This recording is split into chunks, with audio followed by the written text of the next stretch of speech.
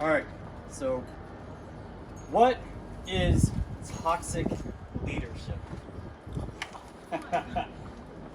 So it's not really for debate, but just to clarify, I'm going to read off what AR 600-100 states toxic leadership is. It's defined as a combination of self-centered attitudes, motivations, and behaviors that have adverse effects on subordinates, the organization, and mission performance. All right. So the Army has been battling with this issue for a while.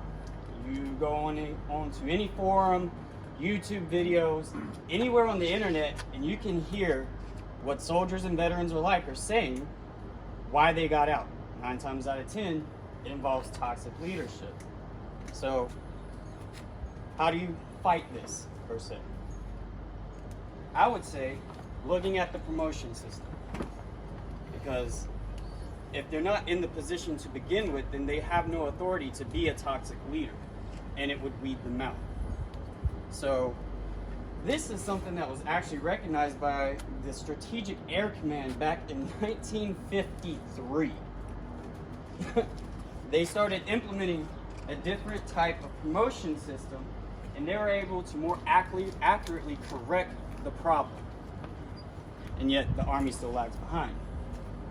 So their issue with the promotion system, in almost every step from how soldiers are recommended, the board itself, consideration of any type of job skills relevant to their MOS, and also prioritizing physical fitness above actual leadership abilities.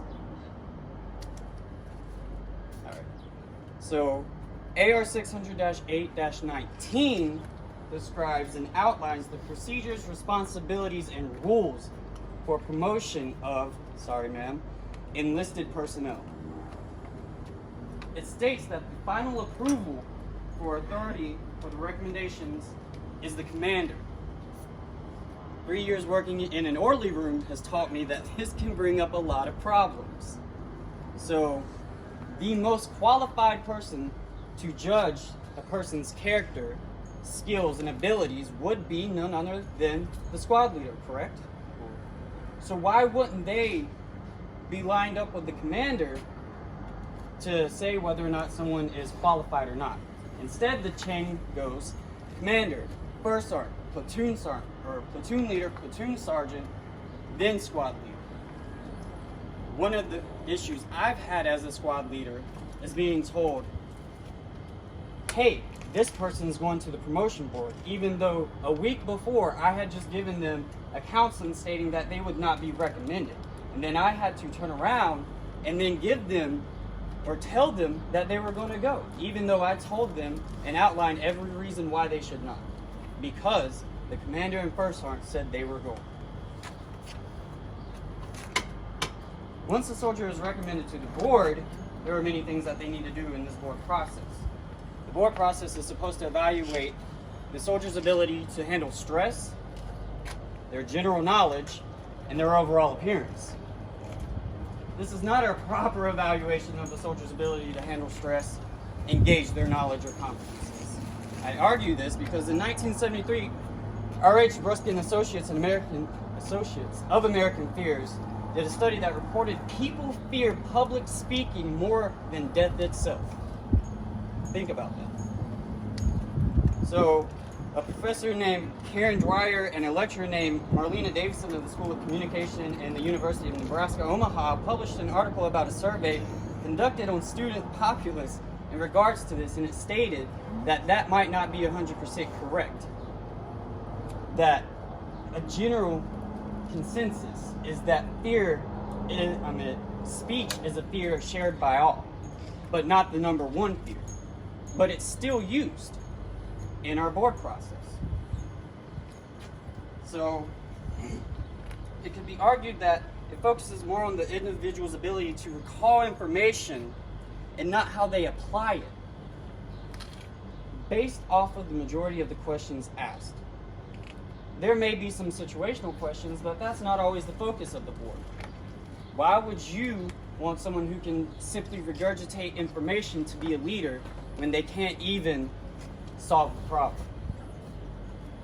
The board packets are reviewed in 2 to 3 minutes. The submission process focuses more on clerical errors and not the evidence of the leader's abilities or actual sustenance in the packet itself.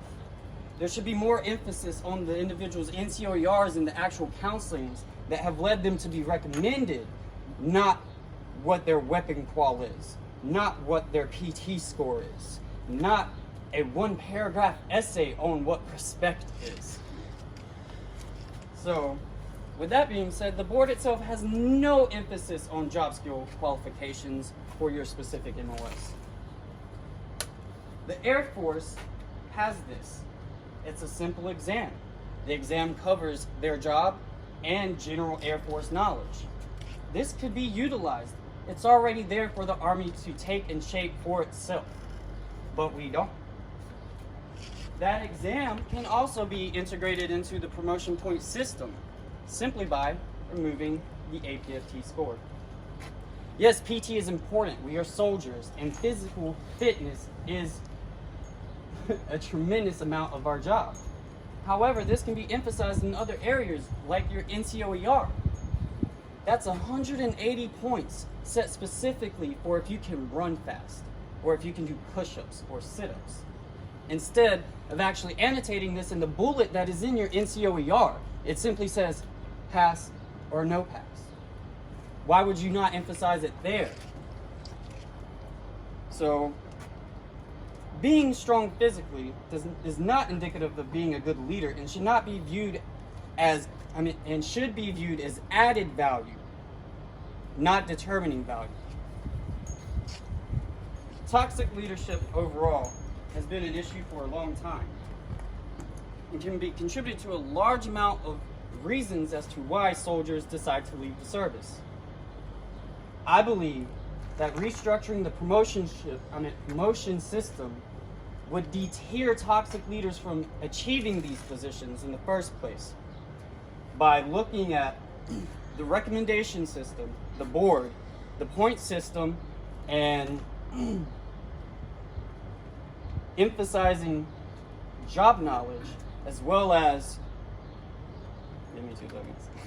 job knowledge as well as not focusing so much on the soldier's physical abilities. We could solve this problem. It's just up to us to make it known. Thank you.